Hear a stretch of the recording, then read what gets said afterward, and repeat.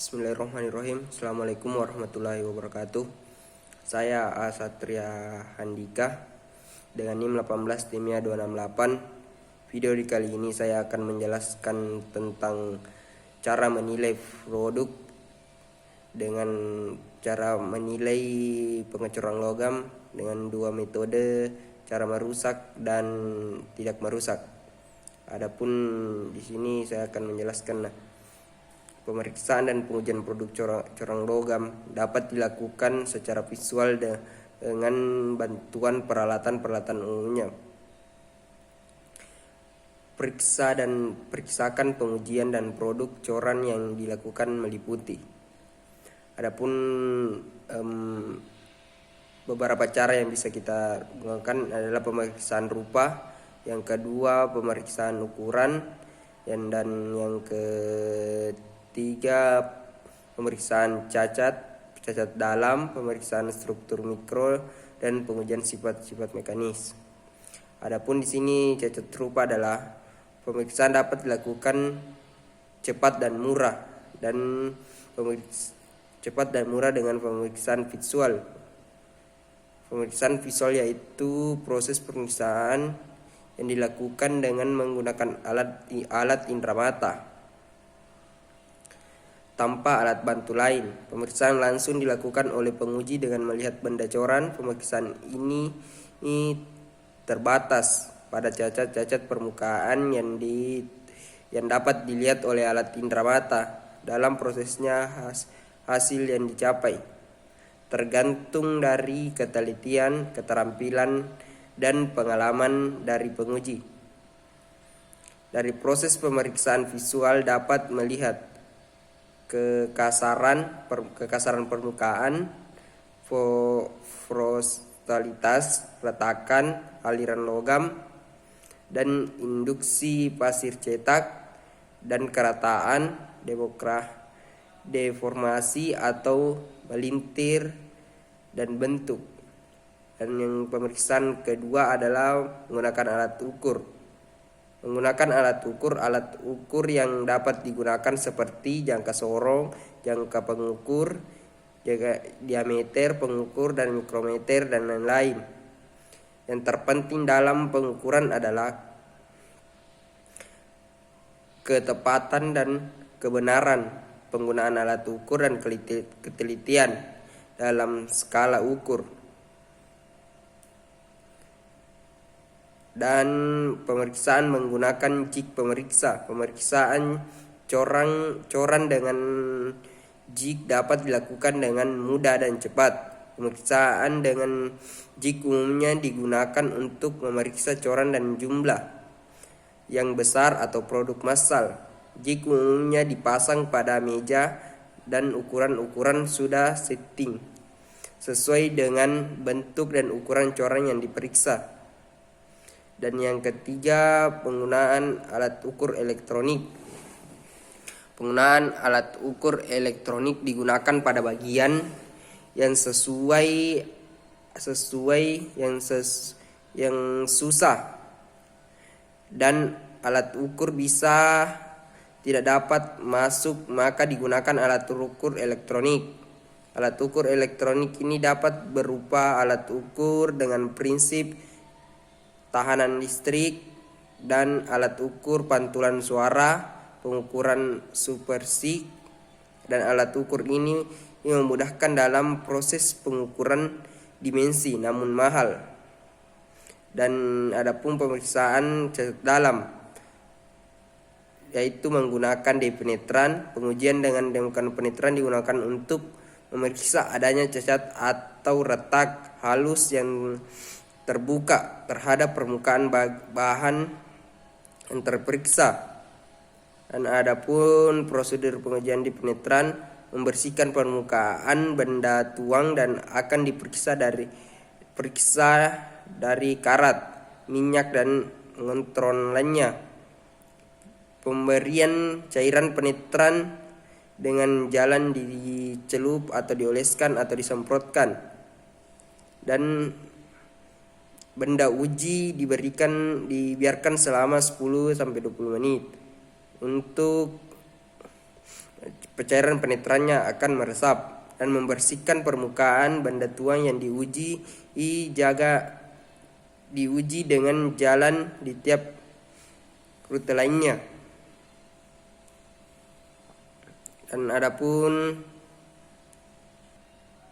Dan selanjutnya itu pengujian dengan serbut magnet. Pengujian dengan serbut magnet dapat digunakan untuk mengetahui cacat coran yang di permukaan atau di bawah permukaan. Pengujian ini disebut dengan magnet terbatas pada benda tuang dan yang bersifat magnetik. Dengan pengujian serbut magnet kita dapat melihat letak atau lokasi cacat, tetapi tidak dapat melihat besar letak kedalaman cacat. Namun melihat lebih jauh dilakukan pemeriksaan dengan ultrasonik atau radiografi. Dan pengujian menggunakan ultrasonik itu adalah merupakan pengujian yang dimanfaatkan, yaitu adalah gelombang suara frekuensi tinggi. Gelombang suara frekuensi tinggi dapat didengar dengan telinga sendiri. Gelombang suara dapat didengar jika gelombang suara di atas 20 kHz manusia tidak mampu mendengar. Maka yang di bawah 20 Hz yang kita dapat indrai dengan telinga. Dan itu pun ada cara pemeriksaan dengan ultrasonik dengan metode. Ada beberapa cara yang bisa kita pakai untuk menggunakan ultrasonik, yaitu adalah metode transmisi. Metode transmisi digunakan dua problem, yaitu problem transmisi dipasang pada permukaan benda dan problem penerima dipasang pada sisi sebaliknya. Problem transmisi penerimaan terpasang terhadap lurus atau lurus, dan ada yang juga yang menggunakan model from sudut pada model.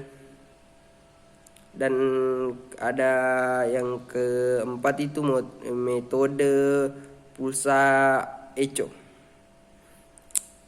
Pada metode ini hanya digunakan suatu problem yang berfungsi sebagai transmisi dan penerima. Getaran suara dipancarkan dari problem ke dalam benda, dituangkan setelah sampai sisi paling belakang. Getaran suara dipantau kembali, di mana problem pantulan gelombang suara itu sendiri diterima problem selanjutnya, diteruskan ke tabung sinar metode dan akan terlihat gambar pulsa yang menunjukkan pantulan gelombang tersebut. Yang pengujian dengan radiografi. Radiografi digunakan untuk memeriksa cacat coran berbagai bagian dalam untuk semua jenis logam. Pengujian dengan radiografi sinar di mana dihasilkan dari sumber radioaktif. Dan yang selanjutnya cara pemeriksaan dengan radiografi sinar X dan sinar gamma.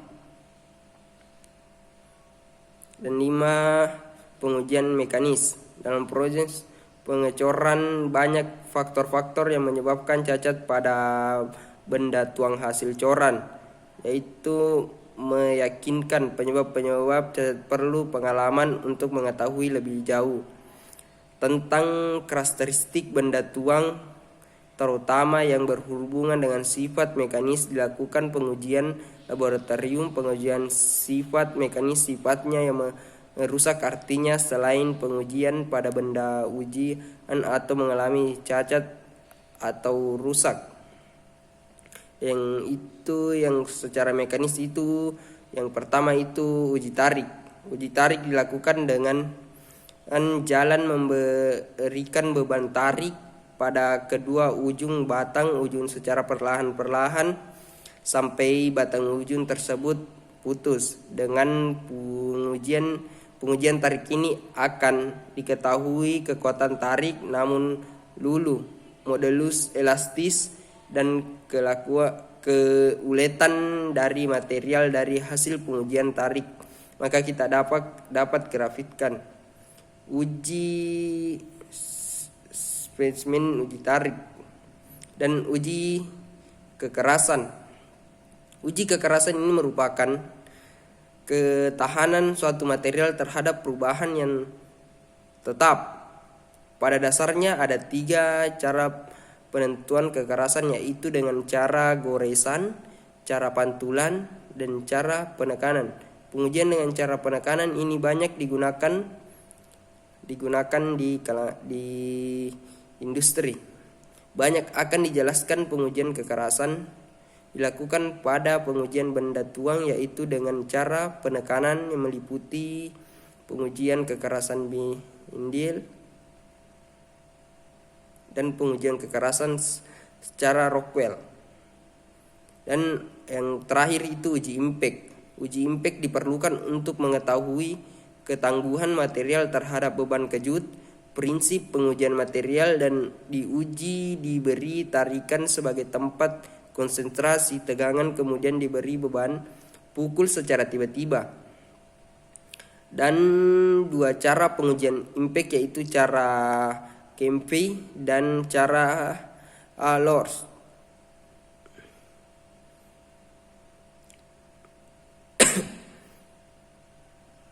Dan adapun pemeriksaan struktur makro, pengujian struktur makro dilakukan pada coran adalah untuk mengamati besar butir kristal, warna, dan aliran logam cair. Dan pemeriksaan struktur dengan mikro.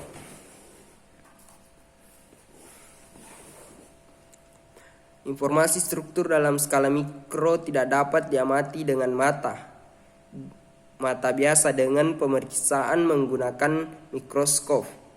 Dapat diamati struktur mikro besi cor dalam merupakan besar butirnya, arah susunan butir, dan fasa-fasa yang di dalam kristal. Detail struktur mikro dapat diamati tergantung pada skala terbesarnya. Dan sekian dari video kali ini. Assalamualaikum warahmatullahi wabarakatuh.